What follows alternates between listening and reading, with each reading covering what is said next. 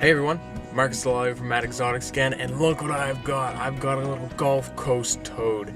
These things are all over Galveston Island. I mean, it's almost of biblical proportions, the plague of toads that we've got around here. Truth be told, these animals are not a plague at all.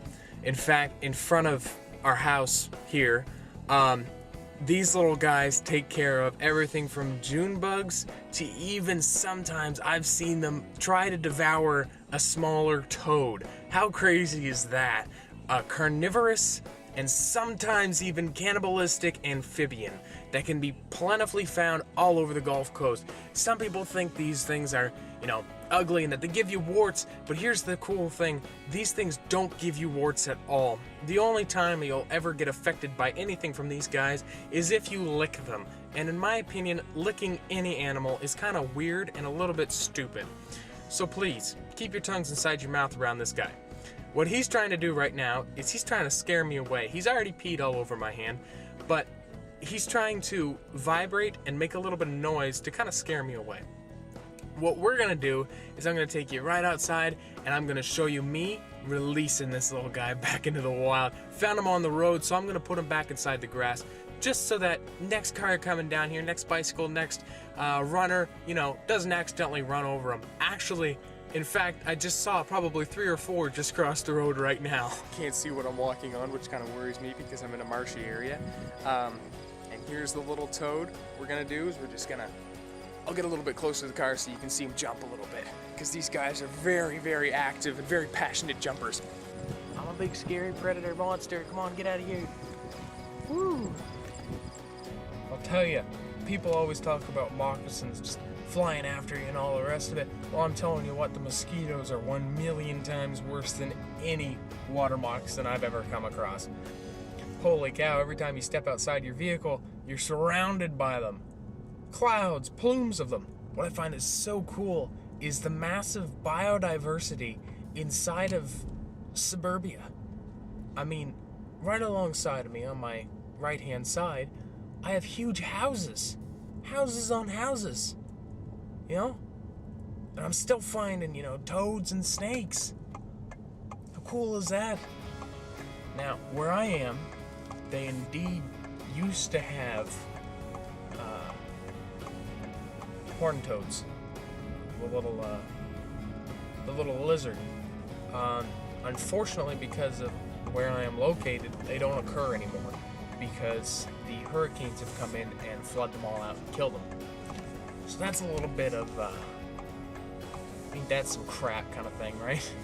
But nothing we could have done about it. I mean, you can reintroduce the species to the area, but the next time a major flood comes, they're all dead anyways, so it'd be cool just to see one in the wild. I mean, they're an absolutely awesome animal. Just the way they are, it's just, like, what can you say about it? I mean, it's just the way they are. Alright, so here I am, and I've caught myself a little salt marsh garter snake. Check him out, isn't that cool? Look at his belly. Hold on, brother, I'm gonna hold you by the neck for a second. Now look at that belly. Cinnamon coloration with like an off-white, almost a green coloration on this one. Now, the thing about these guys is that they will eat small fish. Not only are they small rodent predators, but they're also really good carrion cleanup crew. Where this guy's located is he's located right in a drying up water hole, which is an absolutely outstandingly perfect environment for this beautiful little creature. He's very easy to tell apart from the venomous species around here. Look at those bands on him. I don't know if you can see them. Yeah, you can. Look at the bands on him. Also, I'd like to say he's a little bit more aggressive than any water moccasin I've ever come up against.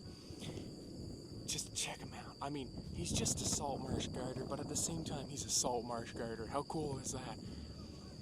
Now, the cool thing about these guys is that they can't come up over their own body. They're not strong enough to. They're built for life in the water. A life in the water. Oh, wow. And the other cool thing and kind of disgusting thing about them is that they musk. And what musk is this awful stench. It's a liquid, kind of like perfume, but so it kind of seeps into your skin, seeps into your clothing, and what that does basically is, if you're able to get a chunk of them, this is if you're a predator, if you're able to get a chunk of them, you're able to grab them, he spins around and hits you with his tail, cloaca wide open, spraying musk all over the place. You smell that, you're, oh, that is rough smelling. You know, you don't want to take another bite out of one animal that looks like this. That's the preservation of this species for this species. I mean, you know, sacrifice one snake for hundreds of others that cat, that dog, that other animal might have eaten. You know what I'm saying? And the best part about this snake is that he's 100% wild, and look at this, he's right up against my face. He's not inclined to bite me in the slightest. How cool is that? His throat's a little puffed out, as you see. He's a little bit aggressive. Aggressive, I'm going to go into a little bit of detail right now. Aggressive, when I talk about a snake being aggressive, when I talk about an animal being aggressive, I talk about an animal who is passionate about adopting an aggressive response. I heard that from a man in Australia. And this guy is definitely that. All he wants to do is get away. All he wants to do is make sure that he can get away and go make a beautiful next generation of these beautiful snakes. Now, I know with the ones up in Canada, they're live bearing. I don't know what they are down here, so I'm gonna have to look into that. I'll tell you right now, I'm pretty sure they're live bearing since they're garter snakes, but I'll do a little bit of research on that, and in my outro, I'll tell you the definitive answer. Wow. His throat's a little puffy. He's telling me, look at how big I am. You don't want to mess with me. You smell that? Oh, that's me. I'm doing that. You know, I'm a nasty animal. I'm a nasty creature. You're not a nasty creature. You're beautiful. Like I always say, the coolest part about catching a snake is letting him go. Look at him, just sitting there. Look at him taking off into the water. Look at that. Wow. Up a drainage pipe. Hi, it's Marcus Dell'Olio again. Thank you so much for tuning in to Mad Exotix this week. This being, I believe, our 6th episode we've put out over a lifespan on YouTube right now. Don't worry, there's plenty more to come. I just want to clear up some things throughout the video that I noticed as I was editing.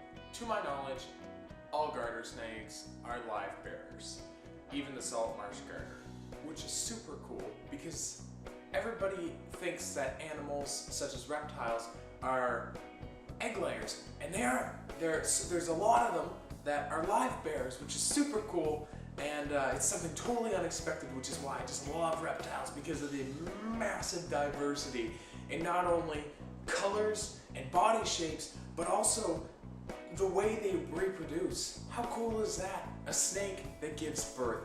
Almost all pit vipers also, to my knowledge, are live bearers as well. Boas especially live bearers. There are, I think, maybe 1 or 2 species of boas that are not live bearers, but for the most part they're live bearing species as well. How cool is that? It's super cool.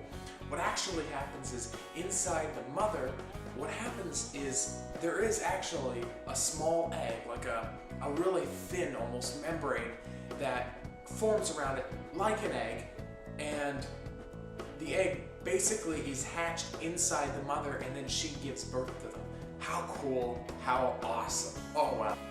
In the video, I also said that aggression, and I'm quoting myself exactly right now, aggression in animals is just an animal who is passionate about adopting an aggressive response. That doesn't make any sense. What I meant to say, and what I actually heard from the guy in Australia, was aggression in animals is an animal who is passionate about adopting a defensive response. And then I went on to say that all the animal wanted to do was get away. With the word aggression in there, it didn't make any sense. I had to clear it up.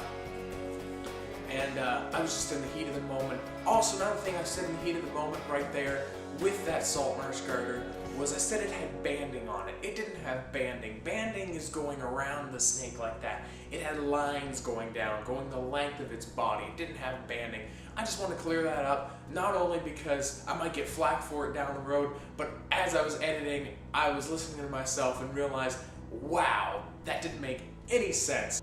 I'm putting together my video of my trip up to Angleton, Texas to visit my friend Chris Dieter at the Crocodile Encounter.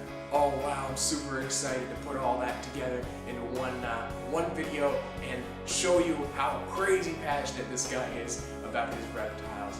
Until next time, you've been watching Mad Exotix, and this is Marcus Dell'Olio.